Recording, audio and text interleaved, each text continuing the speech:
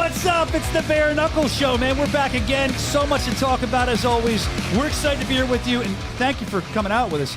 Salute them that way. We salute them this way. They switch cameras on. So left-hand salute. That was wrong. I don't know. I do know this. We have a very exciting show today. As always, a lot of good stuff coming up, including Joe Riggs coming on, who's going to be facing Lorenzo Hunt in Montana April 30th. That's going to be awesome. Joe Riggs, a combat sports legend, and a pretty funny guy, too. So a lot I want to talk to Joe about. Yeah. Also, we're going to recap Wichita, what an event that was in Trust Bank Arena. It was rocking. It was insane. And we're going to preview some of the events coming up, too. A lot of good stuff here today. And I guess, stuff that the fallout of Wichita. Should we start with that? Is that what you like to start with, Rod? You tell me, man. It's your show. Oh, it's my show. Okay. well, I'm in the dark here, but I say we start Wichita because I was there live. Crowd was insane as always. I love when the crowds come with you. You know what I mean? What a great city. I love Wichita. And it's a wonderful city. It's so great that when I was done the event at night, I couldn't find anything to eat, and I had to eat a gas station burrito. Our graphics design guy, Jeremy, and I was cursing everybody. Like, there was no DoorDash people. It was like 11:30, no DoorDash, no delivery, nothing was open. I'm asking to borrow Evan's car. He's trying to get work done. It was insane. Then I ended up... You neglected the post-event pizza that's always there. So. Well, that's because our design guy was like, hey, I can't do his accent. I'm going to try. I got an Uber. I can't do a Mississippi accent. I'm sorry. But I have a horrible Philly accent. But yeah, we just got out of the arena figuring we're going to get something DoorDash real quick, get home. So I get to bed because I had an early flight the next morning, which I overslept for. And then they had to bang on my door like they were the police. It was nuts. Wichita was not kind to me after the event. But during the event, it was great. After the event, I ate gas station burritos and oodles of noodles. It was like I was in college. But other than that, the event was awesome. I enjoyed the people. People in Wichita are super nice. They're nothing like Philly's a little rougher. Oh, yeah. East Coast. Yeah. East Coast, man. New York all the way down to, I would say, Virginia Beach. It's a little bit north of Virginia Beach. That's a tough area. Oh, man. But so nice there. I enjoyed talking to the people. And I had some notes on the show in my head that as I was watching. Let's talk, well, first of all, Marciano Hernandez comes back again. Brother of Nico Hernandez, who's fought for us before. I think this is Marciano's second win. So he's undefeated now in bare knuckle. I'm curious to see if he fights again and when he fights again. Coming off an undefeated pro boxing record as well. Looking forward to see what's up with him. That was a quick fight, and the crowd, they didn't care. They were nuts. They're one of their hometown guys, you know? Dude, he looked flawless. Yeah. I mean, so smooth. For the couple seconds. Smooth. Yeah. He's going to be dangerous. He's going to be dangerous. I don't want to neglect the women's fight because that was awesome too. The rugged beauty Crystal Pittman, Jessica Link, hometown girl, people going nuts for her. I noticed about Pittman, I could be wrong. She seemed to me like she almost got winded, gassed a little bit in the fight. And I don't know if that's made a difference, but what I love about Pittman is she's tough. She's going to keep fighting. And after the event, I was talking to Link. She was very excited for her win, of course. Yep. And then I saw Pittman, and face a little busted, and she says, I said, Crystal, good fight. It was fun to watch. And she goes, I love this. And I'm like, sorry it didn't go your way. She's like, I don't even care. I just love this. She loves fighting bare knuckle so much. That's awesome. So that's always good to hear. And then other than that, I mean, what was the fight that was amazing on the, it was Noah Cutter and, help me, the prelims. Oh, the guy that won. I just know. Wow. Thank you. Dude, that was crazy. Oof. What a treat, man. On the prelims. Yeah. I mean, that's amazing. And congrats to the winner, but Noah always comes to fight too. And I'm always excited when I see his name on the card. I know that'll be a good fight. It was Lucia, correct? Yes, Am I saying that correct? Lucia. And that was his retirement fight? I think he announced that he was not fighting after this. Win, lose, or draw. Oh, I didn't know that. I wasn't aware of that. But yeah, retirements in fighting, in pro wrestling where I come from, they're a dime a dozen. They come back 15 times. So comeback. He got knocked down, 3 times in the first round? I was like, all right, it's over. Call it. And then, during the exchange with Cutter, Cutter got him. I'm like, oh, it's over. Here it comes. And boom. All it takes is one shot, man. All it takes is one shot. What a comeback win. What an amazing victory. It was a fun fight to watch. It really was. And then you had Tony Loco Soto on the card. He's always with the mask. He comes out. He's always ready to fight. That guy is like a firecracker ready to explode. I saw that Malo, Brandon Lambert, was there on his best behavior, sitting there with his hands folded at a table. He's like this. Like I said to him, like, wow, you're being a good guy. I'm just sitting here. I'm not bothering nobody. I just want to watch the fights. Just sitting there like that. I got some news on him, so we'll get to that later. I'm excited to hear that news. I think I saw something leaked online about him, which excites me. It's leaked not by Rob. It probably was leaked by this guy. I know that the Tony and him were going at it a little bit. I know it's a fight that Tony wanted to punch him around. I think Brandon wants to punch him around too. So we'll see what happens there. I don't know what the announcement is. I'm looking forward to it. And then other than that, I mean, you had a guy who I think a lot of, Jared Warren, in the co-main event. Jared Warren, I think Dave said this, Dave Feldman, the president of the company, when Jared punches people, he disintegrates them. You know, like he's fun to watch. Outside of fighting, a firefighter, a very respectful guy to the community, very involved. And he's great. He's a great fighter. I'm not taking anything away from him. I was worried about the reach. Isaac Doolittle, you know, he's got to get inside. We knew that. I didn't think he'd be able to get inside like that. He was uppercutting, like, boom, boom, an all-you-can-eat buffet. And Isaac had told me that when they were tied up in the beginning of the fight, like when he got hit a couple of times, like, oh, man, you hit hard. Oh, man, they were having a little conversation back and forth. Those two seemed to really get along. It was just, you know, they're fighting because they have to, and that's who they're matched against. But they seem to respect each other. And Isaac also told me that after the fight, if you remember, when he won, he lifted up his opponent. He lifted up Jared. He's like, I do that with the guys I like. I said, so the guys you don't like, what do? You just slam them, lift them and slam them? He said, no, the guys that are cool. So I think that some people would argue, and I heard some people, even the hometown crowd, arguing that fight could have gone either way. I mean, that could have been a Jared Warren win, but Isaac Doolittle got it. I mean, I thought Jared would make more use of his jab. I can't believe that Isaac got so in on him like that for his uppercuts. Yeah. No, he used his his skill set to his advantage, man. He rushed him down, and when he was in close, he got him with those short hooks and those uppercuts, man. That was the key to victory right there. Another fun fight to watch. He's undefeated. Well, I'll tell you, there's a guy, one of my best friends, his brother, kind of knows what bare knuckle is. I mean, not really familiar, but I got home and I said, I want to watch the whole card, but I didn't have time to watch the whole card. I like to see how it comes off on TV. And I said, this fight was awesome live. I want to see if it has the same thing on TV. So he goes, put it on. I'd love to see it. Never saw one of our events. He's blown away. He's like ordering the app tonight. Nice. By the way, bkfc.com if you'd like to order that app. See how I did that? I didn't even know I was going to do that. But I enjoyed that fight. Props to both warriors. What a great fight. And then you move into, one more stat about Isaac Doolittle. Well, it's here. I shook Isaac's hand, right? And I've met him before. Nice guy. I don't know if you know this about Isaac. The guy, I shook his hand. I said, here's a stat. You have the softest hands of any fighter in bare knuckle. I mean, they're like soft. It was unbelievable. Wait a minute, what'd you just say? That's what I said to him. You told him a man has soft hands? Right here. Hey, I said, how do you have soft? I know. I don't care. But I told him. And he said, I'm a massage therapist. I said, that makes sense. I didn't know that. And I said, I thought that you were like a chemist that mixed tonics in your bathtub and stuff, because he does do that. like Breaking Bad? Yeah, right? No, it's not meth. It's not meth. He makes he has like a beard line for his beard, like he mixes stuff. So I figured his hands would be like disintegrated from acid and stuff or whatever he puts in there, but no, not at all. He laughed about it. Props to Isaac Doolittle, props to Jared Warren. Had to get that little stat in there. And then you look at the main event.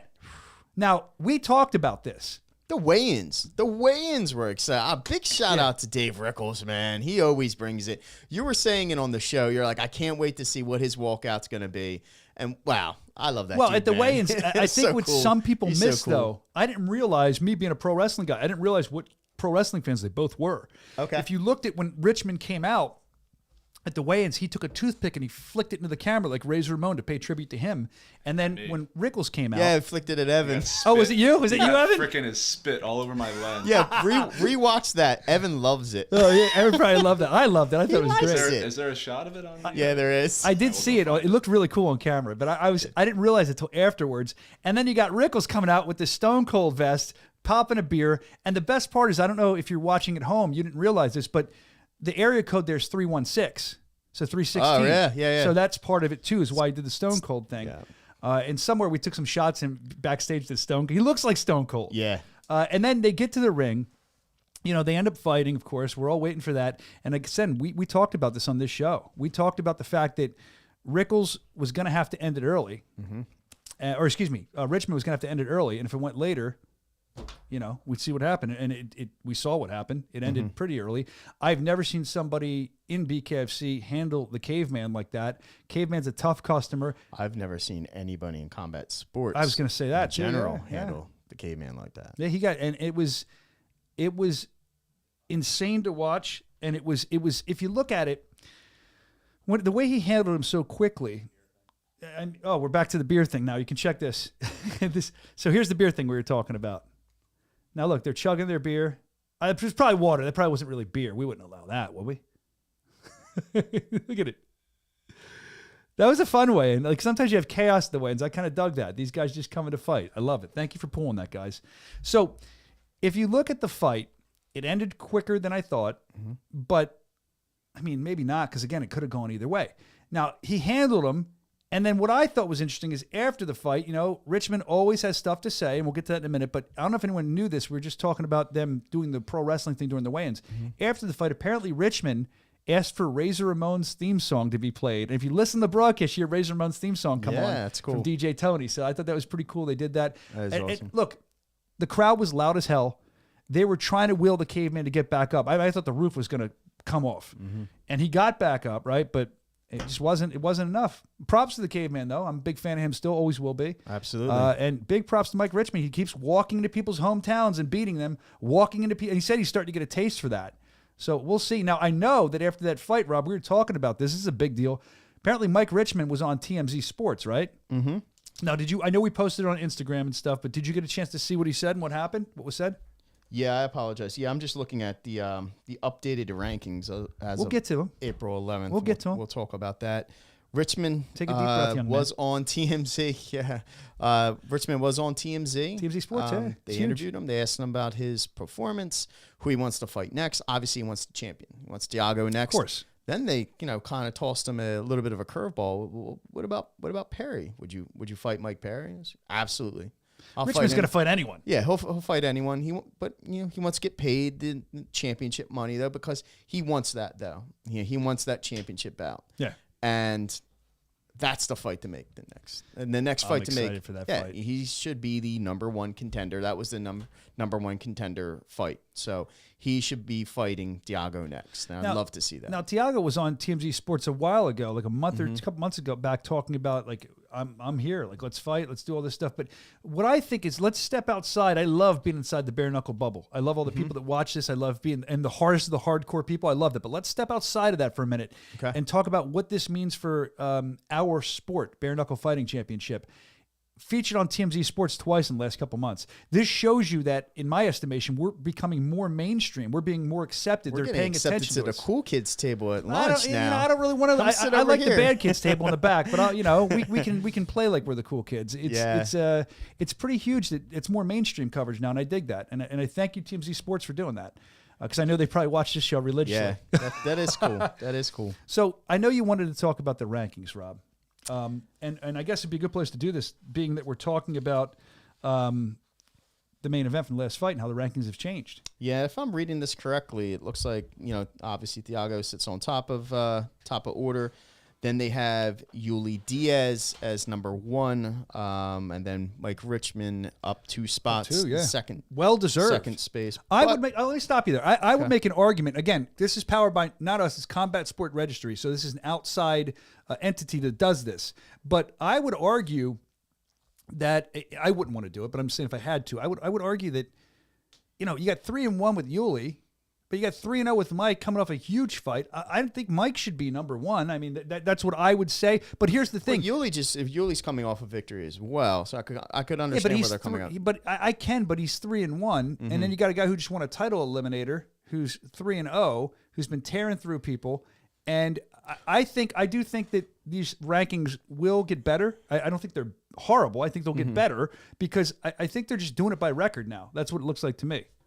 I mean, that'll change as time goes on. These people have to immerse themselves in the sport. You don't go past the number 1 spot. If he was 4, so if he hasn't faced Yuli yet, he wouldn't move into. I know, but I just feel like I was going to say, despite that, Richmond's next in line. Yeah, we already saw Diaz and Alves, which was that was a war. That was a war. Rewatch that. Check it out on the app if you have not seen that fight. Yuli Diaz, Thiago Alves. Actually, can we watch that? It's totally off board. If we can get that queued up, that'd be fun. Maybe we can watch that in the second half of the hour. So we can look at that, and that's no slight on Yuli. I'm still a big fan of Yuli. Fastest KO in Combat Sports, hell of a guy. I'm interested to see. I like that Mike jumped up too. Rickle's still number 5. It doesn't look like he moved at all, so that didn't really do much damage to him. Mike Richmond fights like I'm drawing a blank. A bad dude, tough guy. Anderson Silva. He doesn't move like Anderson Silva, but his precision and the way he picks his shots, like he has no wasted energy in how he fights. Richmond picks his shots and is so deadly. Like, you know, when you watched Anderson Silva versus Forrest Griffin, and he knocked him down with a jab, a retreating jab. Mm-hmm. Mike Richmond's precision is just as brutal, man. I mean, he is going to be. That's going to be a problem. He's going to be that is going to be a problem. I feel like Mike Thiago Richmond should just sure. change his name. He should be the problem, Mike Richmond. I mean, it's unbelievable to watch how he's running through people and the confidence that man has. He's like, this is rightfully. He's so confident. This is rightfully mine. I'm going to get. Yeah, if you want to know how good Mike Richmond is, just ask him. He'll tell It's you. the Lorenzo Hunt thing too. It's a different thing. Lorenzo Hunt has the more arrogance to him. They can back it up though. I know. Got the I agree. records and the credentials to back that up for sure. Mike has, and I mean this with so much respect, low-key arrogance. Like he's just very calm. He's very calm. He just tells you, like, I'm the man. This guy's trash. Here's who I'm going to beat next. He has it all plotted out. He's fun to watch. I can't wait to see more Mike Richmond. So I really enjoyed the card in Wichita, and I can't wait to see what's going to happen in Fort Lauderdale. Very excited about Fort Lauderdale. Again, just a reminder, we have Joe Riggs coming up in a couple minutes around 12:30 is we're shooting for, give or take. This is bare knuckle time. It can be a couple minutes late. I mean, I don't know if we should even bother unpacking the card for Fort Lauderdale before we talk to Joe, because there's some stuff unless you want to do it really quick. I mean, sure. I mean, we got to talk about the championship bout. Yeah, well, let me tell them. Thursday, April 21st. It's a Thursday night. Don't forget that. Very special event. Very special. Thursday. Charles F. Dodge Center, Fort Lauderdale, Florida. It's going to be rocking, man. Main event: Joey Beltran versus Frank Tate. So former BKFC heavyweight champion Joey Beltran versus Frank Tate, whose last fight, I know it was the Josh Burns knockout, I believe. Man, what a wow, what an upset. People call that an upset, and I understand why they call it an upset. But at the same time, Frank is. Well, I guess upset is a bad. I see what you're words, getting at, though. Right, heavily favored. Yeah. Josh Burns was already looking past him. Was looking at the championship. I don't think he was taking Frank Tate lightly. No, you can't take Frank Tate lightly. Not at all. I mean, Frank Tate's hands are like lunch boxes. I know. I always say I shook his hands like catcher's mitts. I wouldn't want to get hit by one. He's a big man. He came out to Sweet Home Alabama. Crowd went nuts. About how quiet. Be careful for those quiet Silent ones. but violent, right? I think that's going to be exciting. That's going to be two guys, just a barn burner. I feel like they're going to fight. And Joey, the thing with Joey is we say it all the time.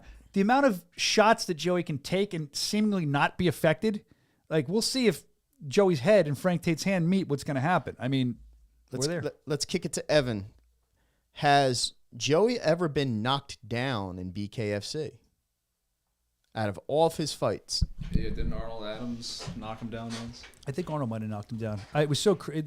They all, now that we're doing more events. We have to go back and research. That was at... that was New York. Up. That's BKFC 2 when they first fought. Oh, the first one. Or was that 3? No. That was BKFC 1, he fought Lopez. 2 was a rematch against Lopez. I may be wrong on that, so we'll double check that. But other than that, no, he's never been knocked down. When Arnold Adams' name comes up about stats, I just shut my mouth. I don't say anything. I leave it up to you guys, and you guys can handle that one. Here, you want to look that up? Yeah, you can look that up. We'll move on, and if you figure that out, we'll get back to it. So co-main event: James Lilly, Adam Pellerano. Now this is interesting for so many reasons.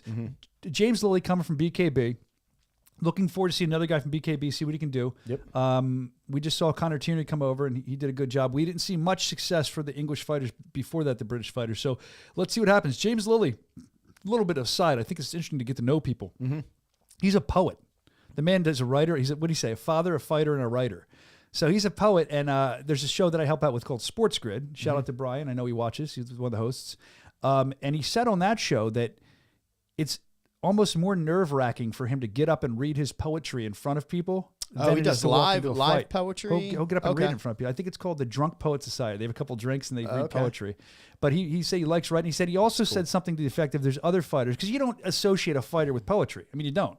He said other fighters, he's kind of opened their eyes to maybe writing or poetry because it's more accepted now. Like, yeah, I do it. And apparently he's good at it. I want to get him to write a poem for our show. What do you think he'd say? Do you like poetry, Brian? I don't. The Road Not Taken, Robert Frost. Look it up. Or The Road Less Taken. I don't know. That's something I learned in school. Roses are red, violets are blue. Rob, you're awesome, and Evan, you are too. That's the poetry I know. So he's a poet. I think that's awesome. Now if you look at his opponent, Adam Pellerano, another guy, great fighter. We've seen him before. He's on a tear, man. He sure is. And he's looking to continue his winning ways. I think the last 2 times he fought, he's won. So we'll see if he can continue that coming up. And the interesting thing I learned about Adam Pellerano, I was texting you this last night.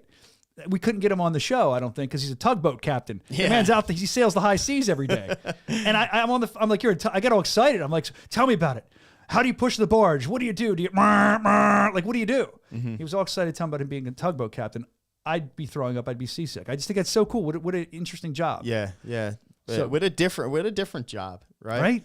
I know 0 tugboat. Well, now we know one. Now we know one. Yeah. And then if you look down the card further, you have Howard Davis taking on Josh Wright. Howard's last outing, I think, was BKFC 22. BKFC 22 was the last time that he was with us, and he had a win there.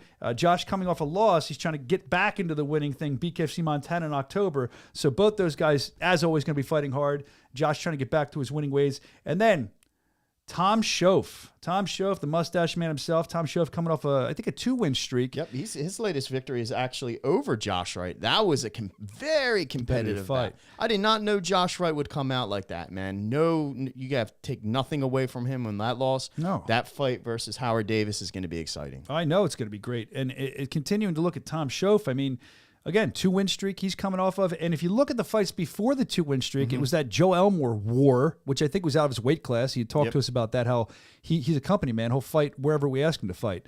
So that was a little off for him. And then he also lost to Julian Lane. Again, Julian Lane's a bad dude. Yeah. There's no shame in that. So it's not like he lost to guys that are just like nobody that can't fight. I mean, these are really good fighters he lost to. And like I said, I know out of his weight class a little bit. Then we get to Bruce, and Bruce, I feel like I'm always going to screw your name up. Lucha Medial. I think it's, I don't want to mess you up. What a very unorthodox.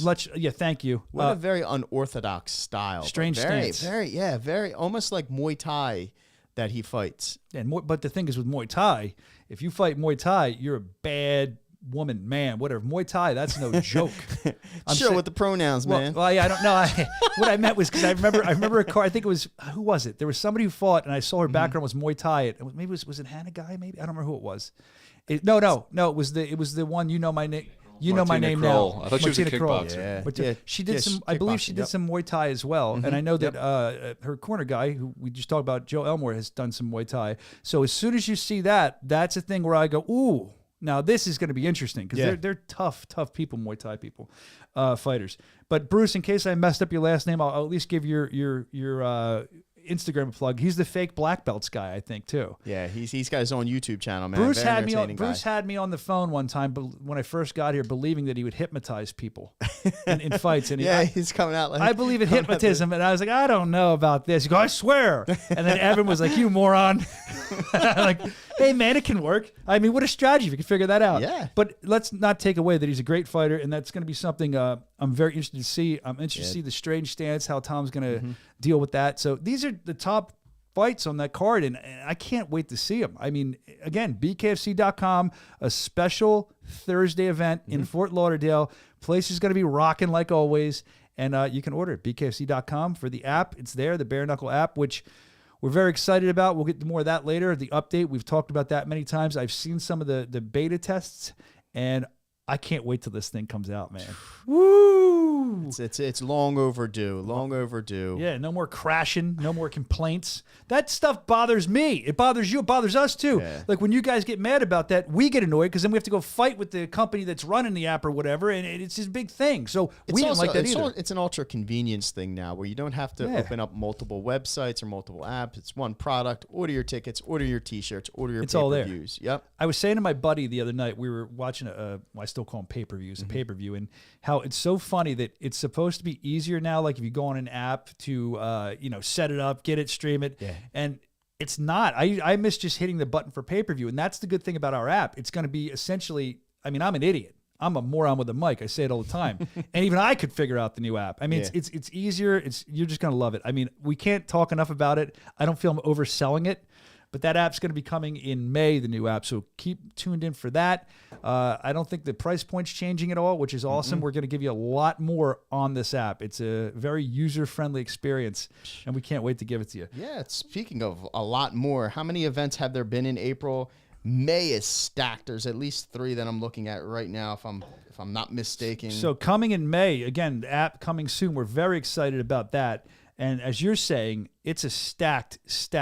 Well, we have a bunch of fights coming up. April into May. It's completely stacked. And I know that our ultra talented guy, we refer to him as Jer Bear sometimes. Jeremy came up with this this animation. We call it the Biz. Yeah. I guess I'm in the biz. I don't know. But it's really cool. It goes through every single thing. So we'll take a look at that before we go to break, and then we can try to get Joe back on in a couple minutes when we come back. Let's look at what we have coming up as far as you can see it, the different fights. Of course, we're coming up with Fort Lauderdale, which is Florida. I don't know. It's too close to Miami for my liking. Miami for me. Charles F. Dodge Center. Yeah, Miami for me. I feel like I go there, and I know a lot of people love Miami, but with Miami, I overpay. Fort Lauderdale, I won't be doing it. We just talked about Fort Lauderdale. You got Hunt versus Riggs in Montana. Everyone's talking about that fight. Joe Riggs coming on in a few minutes. Of course, Arnold Adams versus Dylan Clucker for the heavyweight championship of the world. Line. Can you believe it? And then BKFC Thailand too. If it's anything like last time, can't wait for that. And then how about this? Beck Rawlings versus Britton Hart in Omaha. The Part return, 2. the rematch, possible vindication for Britain. Redemption, vindication. She's looking for it. With all due respect to Britain, she was looking for that against Christine Faria. It didn't work out for her the way she wanted it to. So maybe for Beck Rawlings it will. She's probably training extra hard. I mean, this fight, this means a lot. This means a lot to her because of last time. And you know, she's a scrappy fighter, but you look at Beck. Beck's more of a technical fighter. And I'm interested to see if Britain changes her game plan up at all for that, as far as how to combat the more technical fighter. If she tries to just keep up with doing some brawling, stuff like that. It'll be interesting to see. All available, bkfc.com, the new app coming in May. Grab the app now, and we'll update you when it comes in May. You don't have to buy a new app. Listen, we're going to get to Joe Riggs. Looking forward to talking to Joe Diesel Riggs in just a couple minutes. But first, let's look at this. Boom! Welcome to the world of Bare Knuckle TV. Watch every live Bare Knuckle Fighting Championship pay-per-view event for only $4.99 per month. Enjoy our all-new library of content, including unlimited access to the full library of BKFC pay-per-views, behind-the-scenes access, exclusive BKFC original series, and additional live bare knuckle fights from around the globe. You can access it anywhere you want, anytime you want, instantly on most streaming devices. It's available right now on Bare Knuckle TV. Over 1,000 hours of on-demand content, uncut and uncensored. All here anytime you want, anywhere you want, for only $4.99 a month. Subscribe now exclusively at bkfc.com. Bare Knuckle Fighting Championship returns to Fort Lauderdale, Florida, live from the Charles F. Dodge Center, Thursday, April 21st. Watch the heavyweights collide as Joey the Mexicutioner Beltran and Big Frank Tate go to war. Plus, see UK Bare Knuckle star James Lilly make his BKFC debut as he throws hands with BKFC vet Adam Pellerano. Watch it live on Bare Knuckle TV. Download it at bkfc.com. And we're back, and we're glad to be back. And Evan was doing some research during the break. Evan, you got the stat for us before we get to Joe Riggs about the Joey Beltran fight that we were talking about earlier? Joey was not knocked down. See that? Joey's a man that just keeps standing. He has never received the standing, 10 count? 8 count? What do we do, 8 or 10? 8 count, yeah. That's he's never received the standing 8 count in his entire BKFC career. That's a great stat. Thank you for looking that up. Evan is on top of this stuff. He's the researcher. He's like the librarian. He knows everything. Thanks for checking that out, and we appreciate it. As we have Joe Riggs getting ready to come on, as Rob walks back in from his bathroom break. Rob, how are you, Rob? Everything. Where you at, Rob? What is that? Why are you throwing me a pickle? What is this? Or no, it's a cucumber. I don't want that. They're going to meme that up or something now that I held that. For my All right. lunch, man. So we have Gotta get my hummus going. Oh, good for you. So in the virtual green room here live at Satellite 5, we have Joe Diesel Riggs, combat sports vet. The guy has done it all in combat sports. Coming up April 30th in Montana. We just talked about it. He'll be taking on Lorenzo the Juggernaut Hunt for the light heavyweight championship of the world. It's a pleasure to bring him on. Joe Diesel Riggs, how are you, man? Good. How you doing? I'm doing great. We're here excited to talk to you. Thanks for making the time. So much to get into. I don't know. Do we want to talk about what happened the other day? First, do we want to talk about that at all, or do you want to move on? Do you want to talk about, you had some trouble? Yeah, that was All right, then let me hilarious. bring it Yeah. up. Hold on. So you were, do you know about this? No. You were almost charged with Grand Theft Auto the other day. Yeah, they almost hooked me and booked me. Yeah, it was fucking great. It was horrible, actually, but yeah, it happened.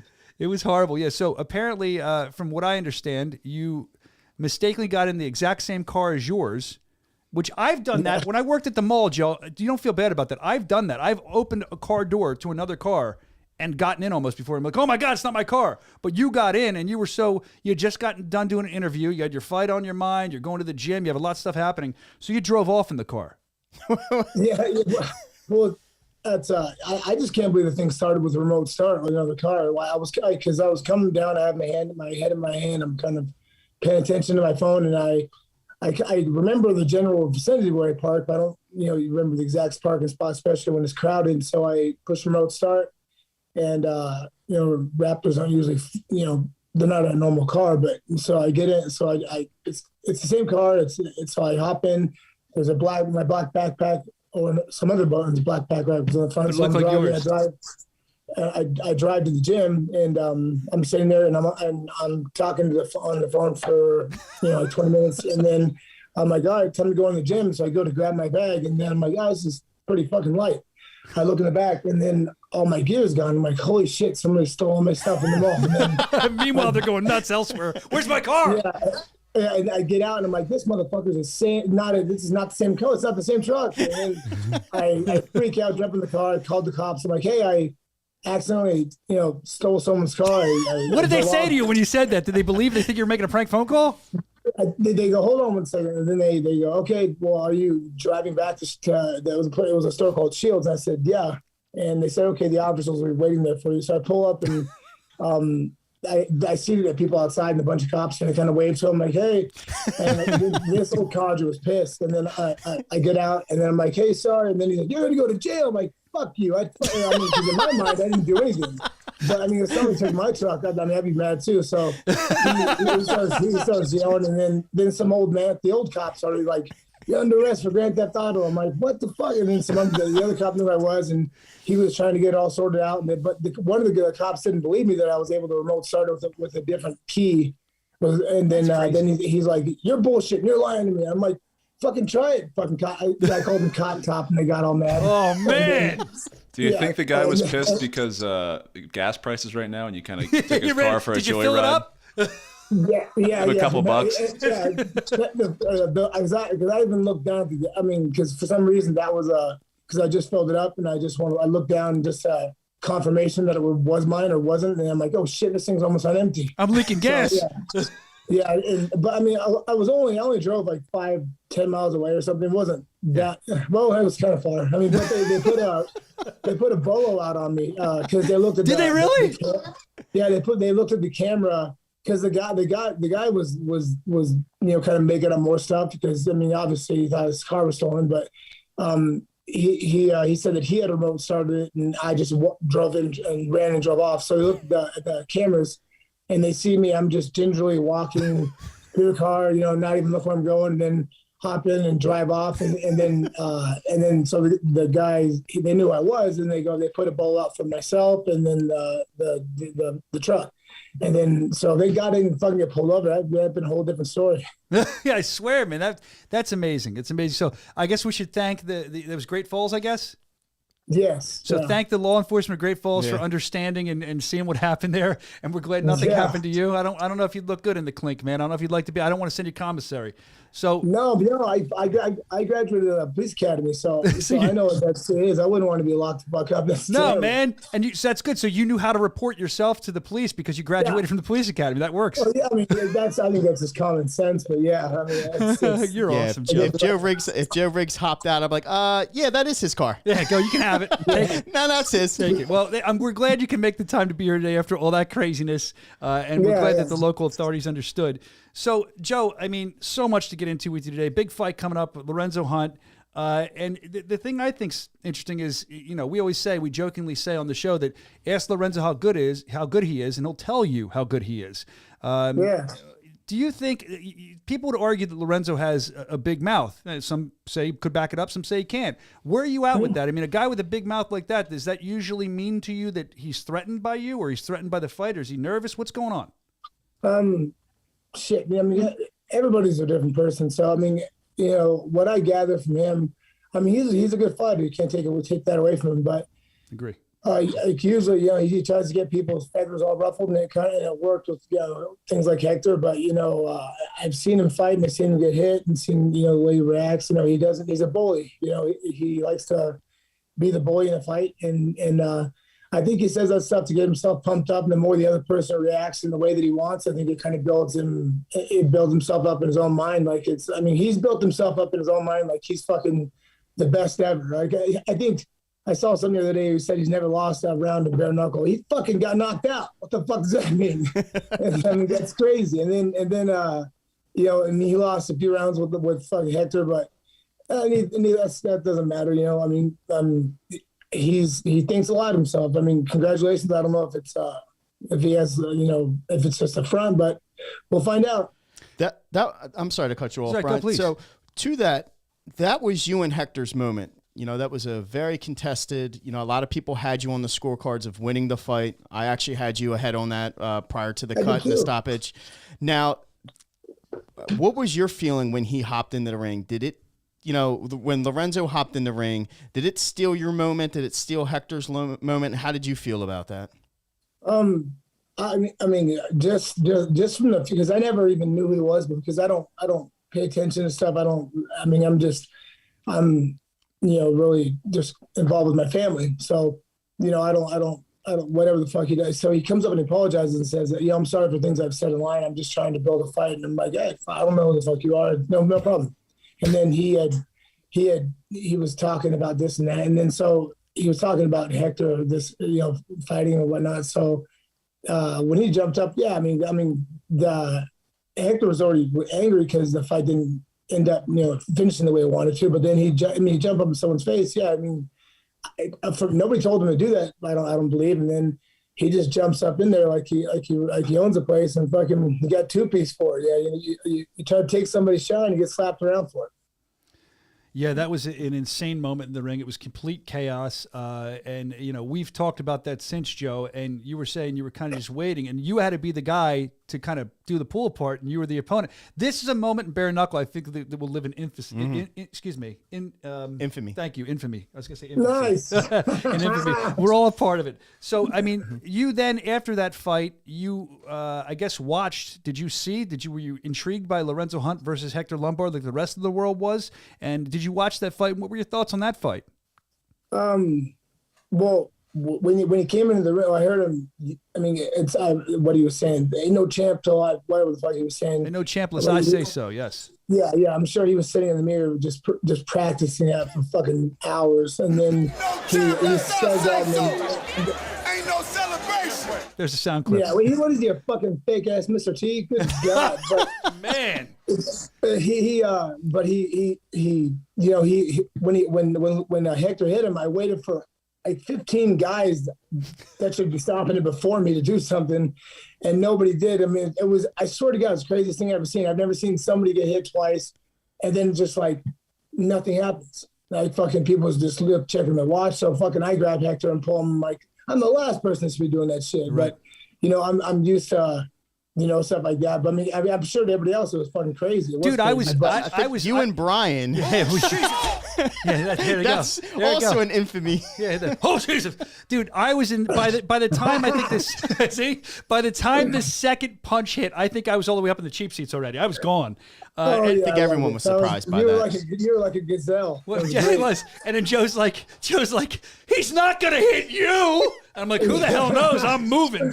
Yeah, so that was funny, but it made the fight more interesting to watch. It's because of the background and history. But when you watch the fight, I was, Hector's an explosive guy. He throws a lot of punches, and when he didn't do that, because he threw more punches when he fought me in the first round.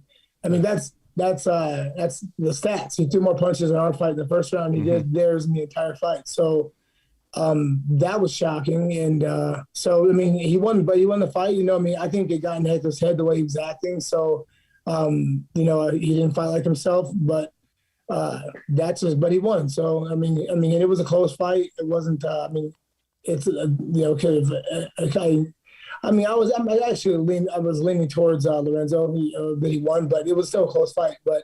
And again, he lost a round in that fight as well. But but if he fought the same Hector that I fought, no, I don't think he would have won at all. Not even fucking close. So Lorenzo, he's been doing a lot of training, extended camp in Puerto Rico with Elvin Brito, who's a very talented fighter in his own right.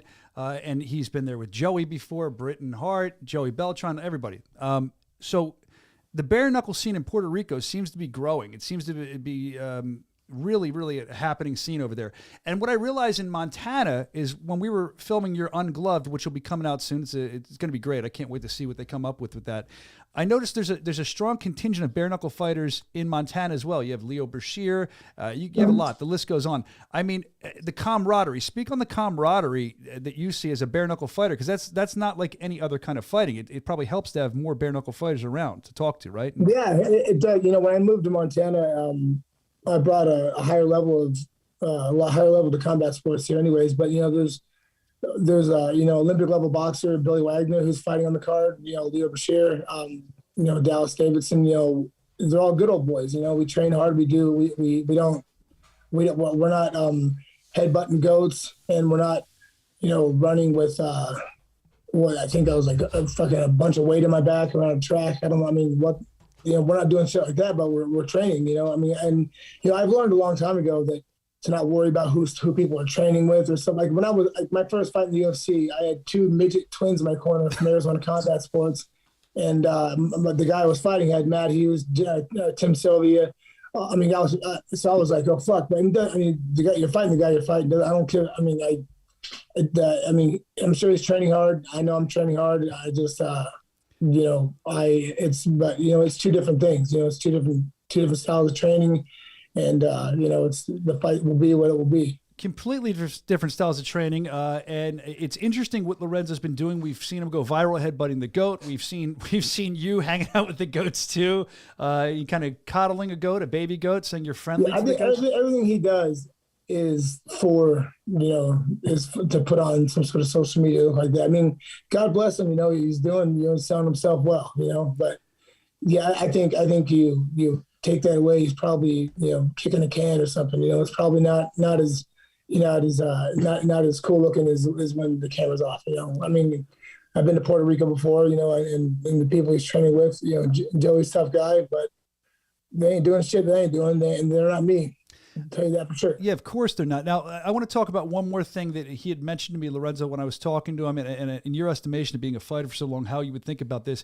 He was saying that he'll do things like go to the beach and he grinds his knuckles in the hot Puerto Rican sand. I mean, is that something? You gotta bring that up to me too.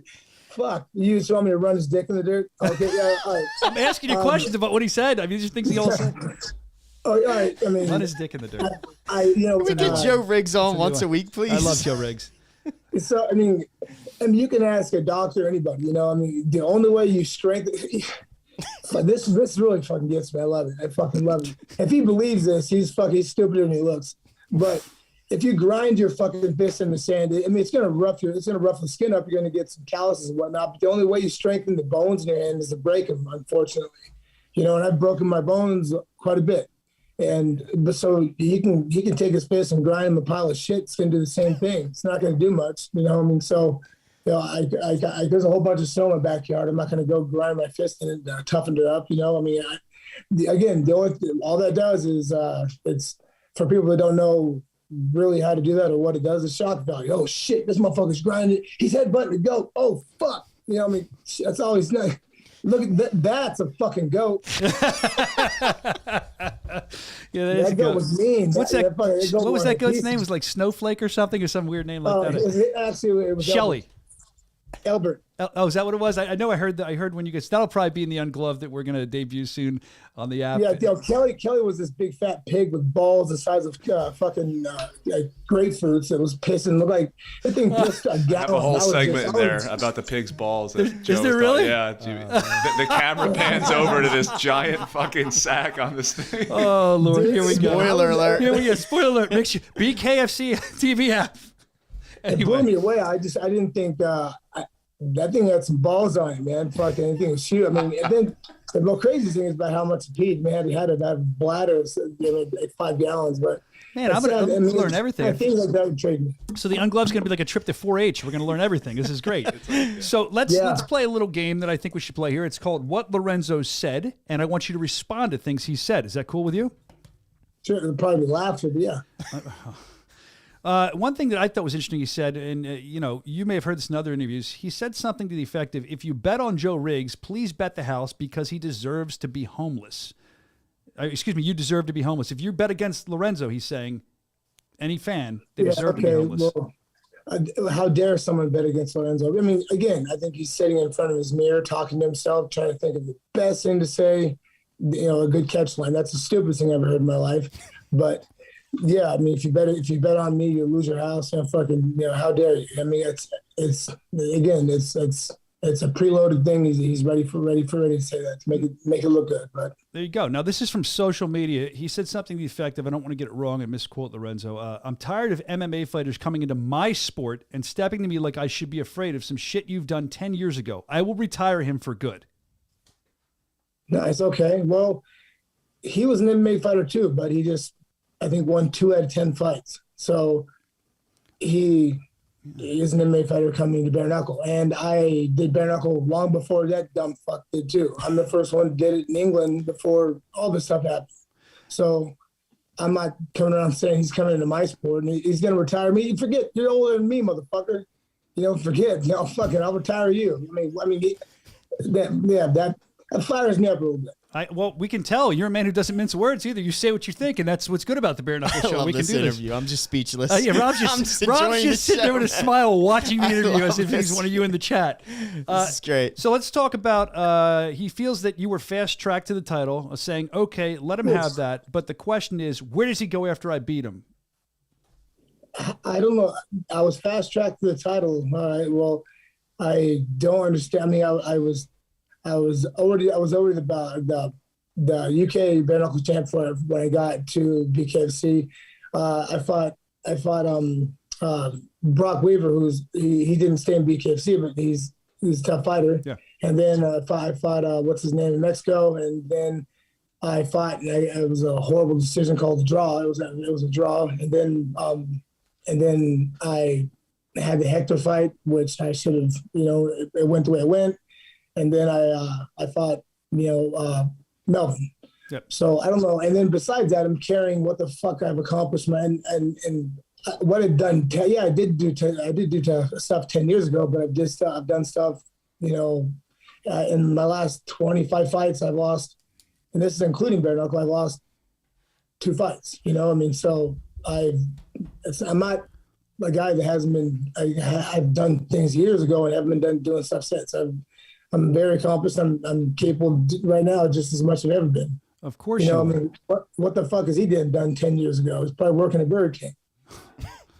Hey man, if that's true, I'll take a Whopper. Matter of fact, Joe, I learned today, I didn't know this. I learned today that, did you know the Whopper was around 10 years before the Big Mac came out? I just learned that today. Something else. Of course you knew. The more you know. So I used to be 300 pounds, man. Come on. So it seems like to me from this interview that you're a guy that's not only going to take a lot of pride if this fight goes your way in being the Bare Knuckle Fighting Championship champion, but you're also going to take pride, it seems like to me, in shutting his mouth as well. Is that fair to say? Yeah, of course. I mean, I'm winning the belt. I mean, I say I'm going to win the belt and put it in the pile with the others. I mean, I'm not trying to say winning the belt's not going to be a great accomplishment. It's going to be another really really nice feather to put in my cap. But you won't see me walking around with the belt everywhere, taking a shower, taking a shit with it. I don't know what he's proud of it. He should be. but there could become a time we shouldn't. So I mean, and seeing, I mean, getting something taken from him that's the only goddamn thing he has in his life. I can tell he is a very shallow person that has nothing else besides this. So when it's taken from him, what the fuck is he gonna do besides go in the locker room and go, "Why, God, why?" That's what he's gonna do. I mean, honestly, that's what he's gonna do. Have the cameras follow him. Okay, well, we have to have a cameraman on him if and when that happens. Now, the confidence. Lorenzo Hunt brims with confidence. He's got a great record here. He's put on some great fights here. So you've been talking about him and responding to his comments, but I'm going to be straightforward. What makes you think that you're going to beat the champion, Lorenzo Hunt? I'm a better boxer than he is. I mean, anything could happen. I mean, anybody go out there and say that there's no chance of them losing. They're lying. But I see him fight. I know what I'm capable of. I'm confident because I've fought more than a few times, and where his confidence. I mean, he's confident in himself on the surface. I think that confidence can be chipped away very, very fast in a fight, and then you can see how he reacts. So it doesn't matter what happens in a fight. I mean, I'm confident who I am. I know I'm capable of. I'm one of the most talented people that's ever competed in this, and not in this sport, in any kind of sport. He, like I said, he's a good. I mean, he hasn't, besides fighting Hector and the guy that punched him in his lips and knocked him out. He hasn't fought anybody. I mean, this one guy who I knocked out in like 30 seconds. Fuck was his name?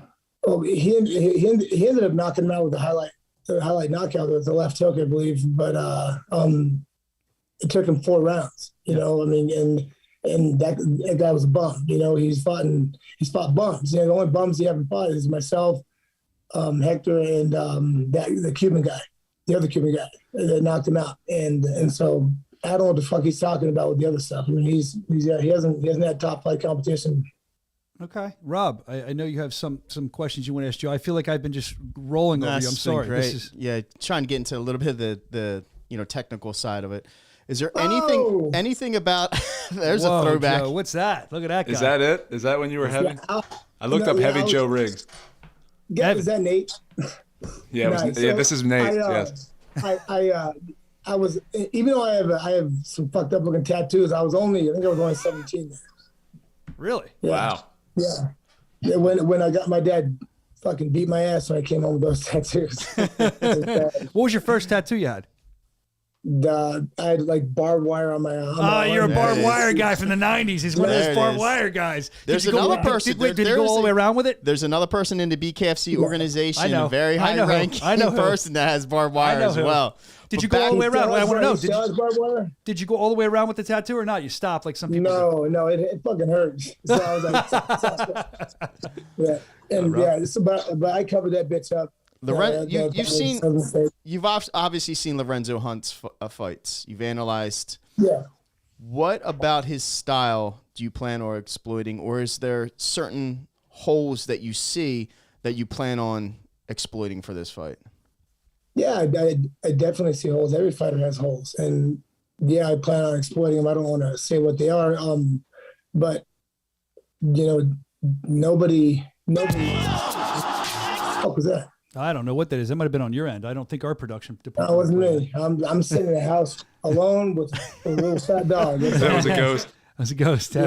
Ghost heaven. We're queuing up something back here. But yeah, it's I mean, he every fighter has holes. I mean, it's and he has them. He has his hands down in certain times. That doesn't help when you fight a good counterpunch like me. He has his hands down at certain times when he goes backwards. When you fight someone fast like me, there's a lot of things. And there's things I do that I have bad habits too. That I'm sure he thinks he can capitalize on. It's just the big question is who the fuck's gonna do it first? Yeah. That's your job as a fighter. Mm-hmm. One of your main jobs is to find those holes, and your coach to help you find those holes. And I wouldn't exploit them either on a show. So I don't blame you for not really telling us much. Thanks for the little bit you gave us, Rob. Again, I mean, I have something I want to get into, unless you have another one. I'm good, man. So I'm enjoying this. We're really excited about you fighting Lorenzo Hunt. I know the bare knuckle universe, the world is as well. April 30th, bkfc.com. You can grab the app. And it's in Montana. Montana's a fun fight town, so it's going to be awesome. But Joe, I noticed something that on social media, and I want to give you some shine for this because you have a documentary. It looks like you've been working on called Joe versus Joe, and I saw the trailer for it, and it looks really, really good. But you haven't done anything for a while. I just saw it. But I think the social media page is Joe versus Joe, and you can also follow Joe Riggs. Joe, do you know what your social media is? Is it real? I think it's the real Joe Riggs. The real Diesel Riggs. It's Real Diesel Riggs. There's a lot of fake ones, but it's the one with the check mark on it. So make sure you look up. I'll help you. The real Diesel Riggs. The real Diesel Riggs. That's his Instagram. I started doing that. I started actually because I was the 2016 comeback fighter of the year. Yeah. And so we talked and wanted to start doing a documentary, but it was going to be like any other documentary, any other combat sports documentary. And luckily, I shot myself, so it changed directions. Luckily, you shot him. Joe, you're funny. But people don't see. I don't. It's when and you fucking bug eye. What does that mean? Joe, how'd you shoot yourself? Now you're gonna make this interview go like another hour. How'd you shoot yourself, Joe? Tell us about it. So I came home from practice. So I was at practice, and one of my good friends, Benson, no, it wasn't Ben. It was this guy. His name's Jeff Fernandez. I just got a new gun from my sponsor. It was a 45 1911 6 Sauer, and that's my favorite kind of pistol. And so I just brought it there because I was on the way. And so I showed it to him, and he cocks a slide back, and then it puts a live round in the chamber. And so I'm like, "What the fuck you doing?" So I pull the magazine out, and then I try to take the. So I'm trying to eject around, and then practice is starting. So I put it up. I was going to deal with it later. And after practice, I go home. That day, I got out of my as the Bellator champion. I got out of my contract, and I signed with UFC all that same day. And then, and so I'm signing my contract. They're asking me questions because it's on film. Me getting shot is actually on film. It's crazy. Really? So I'm sitting there eating blueberries, watching The Bachelor, and answer, signing contracts, asking the questions. I'm not giving the gun the respect it deserves because I've been around guns my whole life. Yeah. And my family was sleeping right next to me. So I'm taking the slide off, and there's 3 safeties on the gun that are obviously on, and I'm pulling the slide off, and the gun is, if you know anything about guns, the slide comes all the way off, but then it was halfway up. I could actually see the fucking bullet. And then my finger didn't touch the trigger, but I started to muss a little bit because the plunger lever was bent, which ended up having the hammer drop, and it went through my left hand, it went through my left leg, hitting my femoral artery. Jesus. And I didn't realize my hand was shot because blood was like, with every heartbeat, it was like, oh. And so I stand up, and because Dana White said, you better not fucking get hurt, because I was fighting in Brazil in 8 days. And then so I walk. My house is big, so I walk in the next quite a ways to lay on the couch, because in my mind I'm like, shake this off. You're okay? Like, I'm fucking. You're Joe Riggs. All right? Yes. Yeah. So then I'm laying. Then the blood is hitting me in the face, and then I'm like, I need to wake my wife up. And they didn't hear the gunshot. They didn't wake him up. No, and thank God it didn't go through, because my babies were sleeping on the ground. Oh, man. And so it could have been bad. So I told the guy to turn the camera off because I don't want that on camera. His dumbass, he thinks it's my last moment, so he's filming it. He didn't turn it off. And no, you can't turn it off. You need to catch it on film. You really do. Yeah, I agree with him. So I go wake my wife up, and then my hand, the knob goes through my hand. So I'm like, oh my fucking God. And then I tell my wife, I'm like, I've been shot. I didn't tell her. I shot myself. So I fall. And my wife has graduated nursing school, all that stuff, and she sees blood coming out, and the hole in my leg. If you guys ever looked up on the internet, it was probably this big, and it was huge, because it was a 45 hollow tip that went to my leg. And then so my wife is sticking her hand in the hole trying to find because the femoral artery had been hit, and thank God me walking had broke, because you only have like 2 minutes and 30 seconds something to live when that thing severed.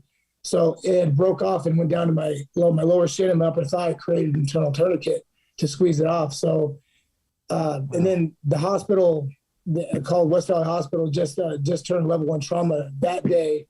And when the helicopter came, when I got taken on the ambulance, taking the helicopter, if that West Valley wouldn't have opened up, that vagina is, that's crazy. Yeah, but and then my hands is bad too. So then they fly me to West Valley, which was like a 4-minute helicopter ride, which opposed to 20 minutes, which I would have died. They had to put blood in me immediately, and then because my heartbeat was it started to flatline, So but I made it. It was all good, and then so the documentary starts from them telling me I'd never fight again because I only have half a hand, fucking cocksuckers. And then they by 5 surgeries, they did 5 surgeries, and my wife told me the whole time that they said I was gonna be able to fight, and then because I would have been devastated, and then he comes after the fifth surgery, and he's like, I don't know how we did, but if you do the physical therapy and the rehab right, you possibly might be able to fight. Now my wife starts crying. I'm like, what the fuck's going on? And then she tells me, and I'm like, are you kidding? So I freak out, and then because I didn't let him give me any pain medicine, nothing. It was fucking hard because I used to have a problem with pain meds. So you did it all naturally. There was you didn't take any. Wow, good for you, man. Kudos to you. They gave me ketamine, which is not an opiate. I fucking never suggest that to anybody because I felt like I lost my goddamn mind. But they kept trying to give me that. I wouldn't let them do that. But that was just more of like get my mind out there. And but anyways, the rehab going through that was fucking brutal. So the documentary is about that. My personal life and stuff like that. And it ends. So like we filmed for like a year and a half, but it took a long time to be finished because all the, all the releases that people were on there, all the releases from the fights, all the copyrights for music took a long time. And then I paid for it myself. Actually, HBO wanted to pay for it and pay me $100,000 to do it to film it right. But I remember what they did with this guy Mark Kerr. In this documentary called The Smash Machine. Yeah, great documentary. Yeah, but they paid him $5,000 and made him look like a fucking boob. I was not gonna do that. So I own the rights to all of it, and I'm gonna make a pretty penny off it. And it's not your normal combat sports documentary. It shows the good. It's dark. It shows the good, the bad, the ugly, and in between. So I didn't hide anything. I didn't try to make myself look good. The actual trailer makes me look fucking kind of bad, but that's what it's supposed to do. Well, where can Joe versus Joe is the name of it, and I would guess that we're talking about it now. We've plugged your Instagram, which is I don't want to mess it up, Evan. The real Diesel Rigs. So you can follow Joe on Instagram there, and I would guess that at some point you're going to post this trailer. I saw it on an Instagram account called Joe versus Joe. The director was starting that, but he didn't. I think he thought he took it off, and I told him like, fucking take that shit off.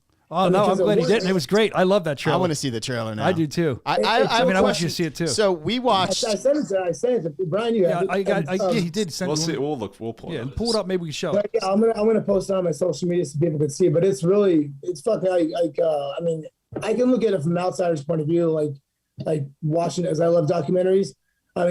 This documentary is fucking better than any. It's better than like Water or any of that shit, because it's not like just a fighter. Here's the champion, how he lived, and it shows fucking a lot of shitbird parts. It talks about my childhood, how because I came up with a bad childhood, and then it talks about everything, and it went to the Sundance Film Festival, and it won. It took second, in overall, but not that's just huge. Sundance. That's a huge film festival. Good for you. Yeah, but we didn't put the actual part of the gunshot in there yet, and so even Netflix, there people were bidding on it before we had the rights to everything, before we could actually sell it, and we didn't even tell them that we have the actual shooting on video, in which when we told them that, then, there it goes, money. That's fucking. It's crazy. Because he turned it off because I had told my wife to go get my son, because I was for sure I was going to die. It was Shark Week was on that week, and it's all about femoral arteries, dying. And so I told her to get my boy so I could say goodbye to him, and that's when he turns it off. It's kind of a cliffhanger at that point, but. Watching that part, it's hard to watch because I didn't think I was going to die. I know I was going to die. and by the grace of God, I lived. I'm a lucky man. What is it? What do you? I have to ask again. This interview is going to go on forever. I could go on forever. When you're about to die, I've never been about to die, and you think that may be happening. You're saying goodbye to your children and all. But what people say, they see a light. People say that. What happens? Like, what goes through your mind? Were you in shock? I mean, it is. You know, I mean, you think you'd be like, oh, you fight, you fucking son of a bitch, you fight. No, I was fucking cool. I was like, I was like, I love you, buddy. You be a good boy. You know, that was a little hard. But then when I started to lose consciousness, you know, I had a crazy fucking experience. Like, it wasn't like I didn't hover above my body, look at my body, but I had a place like I went to a place where I felt a feeling of love that I've never felt on, you know, normally, you know. And then, like, you know, you're always worried about something. Yeah. You know, everybody has stresses in their life. I wasn't stressed about anything. The worries didn't matter about me. And it was just fucking, I get emotional even thinking, but it's just crazy. I mean, if anybody thinks there's not an afterlife, you know, you're fucking wrong. I mean, it's crazy. I mean, I'm not sure. I'm not saying I went to heaven, but wherever the fuck I was, when I woke back up in this busted up body, I didn't want to be there. I wanted to go back. You know, you're not the first person I heard say that. I've heard that from numerous people. So, I mean, I'm sorry that happened to you, but it gives me some hope when it's my time to go. No, you know, honest, I wouldn't change it for the world. Oh, great. Interesting. So we have the trailer, Joe. We're going to watch it together. So let's, is this like a world premiere on it? Before you watch this, the way they put it, like they like this guy, Jamie Bonner is saying shit like on the radio. I think Dana White's saying stuff, but and then I'm getting my haircut, and because I was like 32 or something, and I'm like, I'm in my prime, and then it says, she goes, really? Like she said that in response to what I said. It wasn't like that, but yeah. Let it roll. Yeah, let's let it roll. He said, let it roll, let it roll. EC welterweight champion, winner of the first season of Fight Master reality show. He is UFC, Bellator, and Strikeforce veteran. I am a part of a few league of elite people. I mean, I've been a Joe Riggs fan for, man, it's more than a decade. Joe has been around. Remember, he started 300 pounds, super heavyweight. Now he fights at 170. He's got a lot of issues. Yeah, he's got problems. Man, that guy, he's nuts. He says, hey, my wife, I'm gonna walk up, I'm gonna kick his head off in the seat. I'm a very mentally stable person. Man, I'm gonna go to jail for a federal offense fighting on an airplane.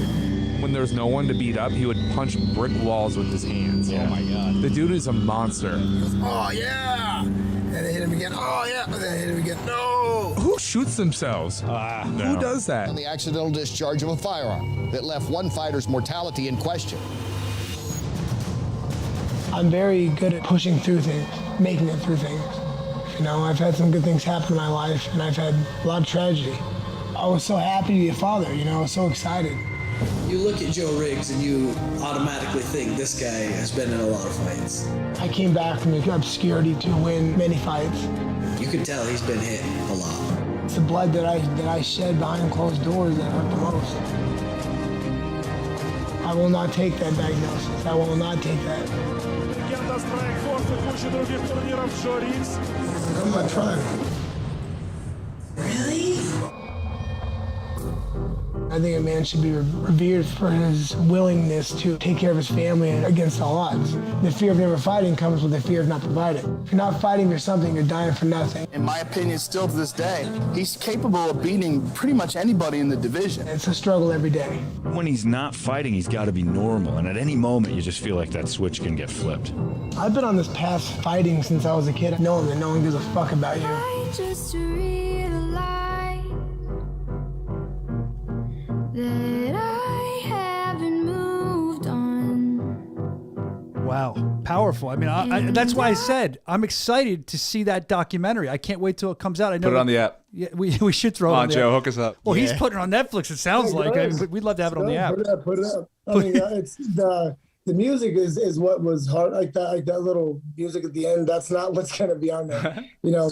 But yeah, it's cool.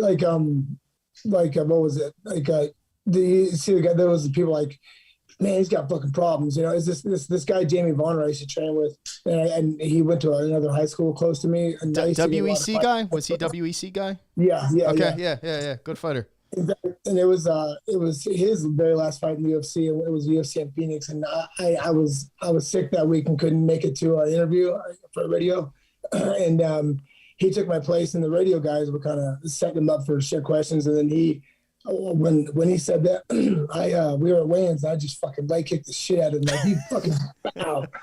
But he seen me getting a lot of fights when I was younger, but I didn't punch brick walls. I don't know what the fuck he's talking about that, but yeah, that's how I got my fist so hard, just punching brick walls.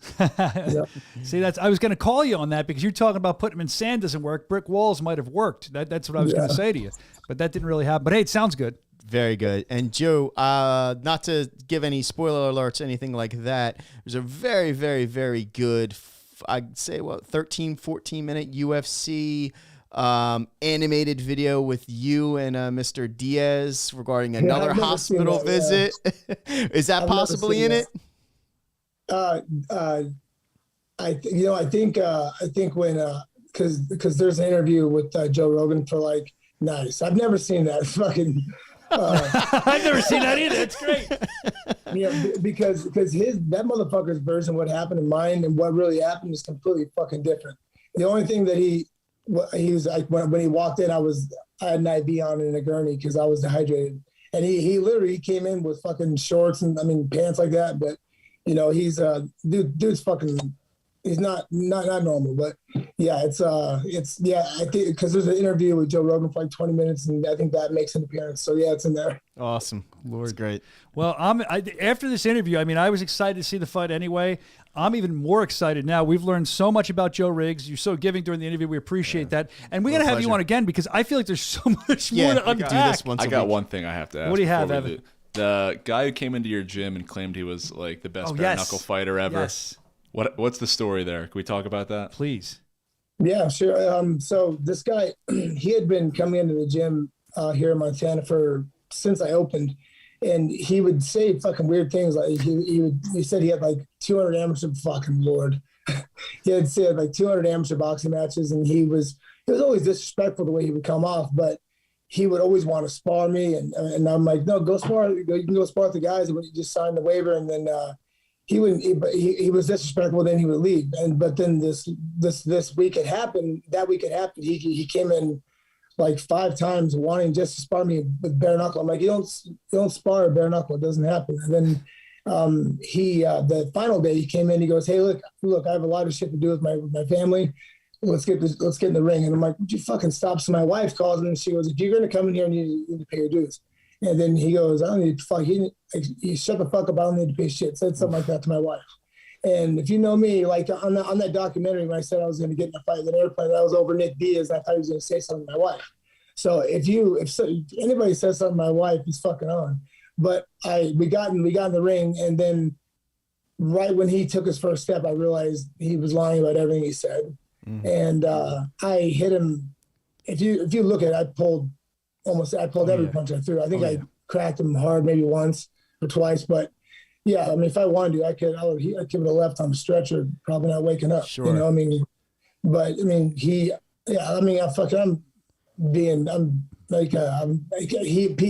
I think people are saying he was mentally retarded or something like that.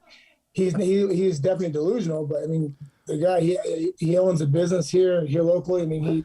Sounds like the Charlie Zelenoff. Do you remember that guy? He went on this crazy tirade. Montana's Charlie. Yeah, Montana Charlie. He things he would claim you could not look up.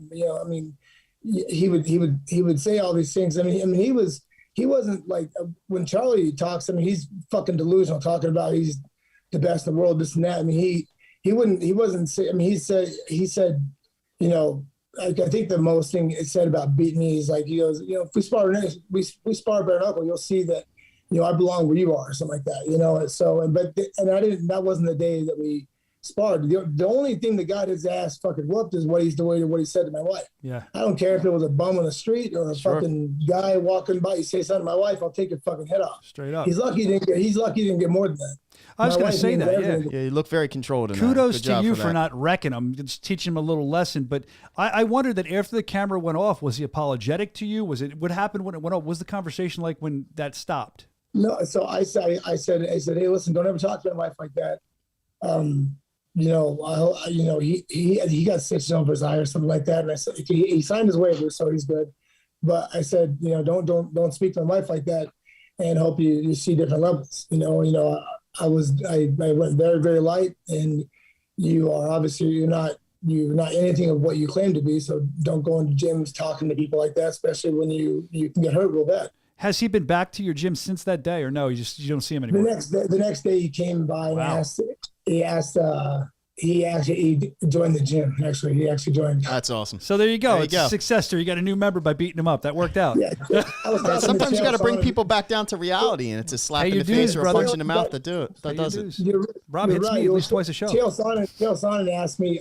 He did some little podcast or something talking about it, and then he called because I'm not friends with Chael, but I've known him for years. So he got a hold of me after he did his podcast to ask about it, and I guess what he said was right on. Everything he said was right. Because he saw that I took it easy on him, and he don't go into a gym saying shit like that. Especially you don't go into the gym, the Peacock of the gym, and want to do that because he wasn't afraid to do it. He just I don't know what the fuck is wrong with him, but yeah, he's lucky he didn't get hurt worse.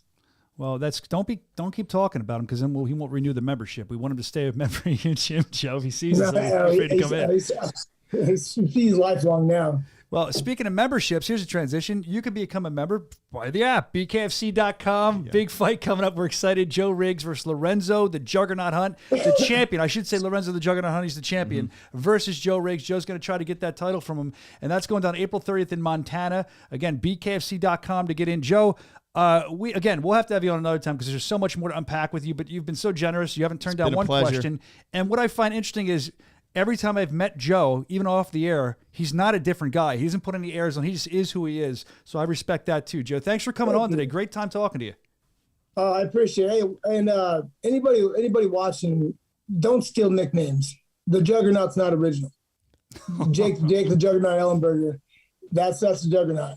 I don't know anybody else nicknamed Diesel. So just be real, be true to yourself, And nicknames aren't made up; they're given. I'm sure that wasn't given to him either. So, but thank you for having me on. I appreciate it. I enjoyed myself. And you guys want anytime you want me on, just let me know. Well, thank you for coming on. That may have been our longest interview we've ever done on this show. I mean, building to this fight. Thanks, Joe. You're the man. Just be good, bro. Thanks, buddy. Yep. So, the actual man right now, notice I wait till he left to say that. A parting shot to the Juggernaut himself. That's who he's talking about. That he is, whether Joe likes, Joe would tell you this, probably, I'm sure, he is the man. Because as a wise man once said, to be the man, you have to beat the man. Woo! You know where that comes from. So that's the truth.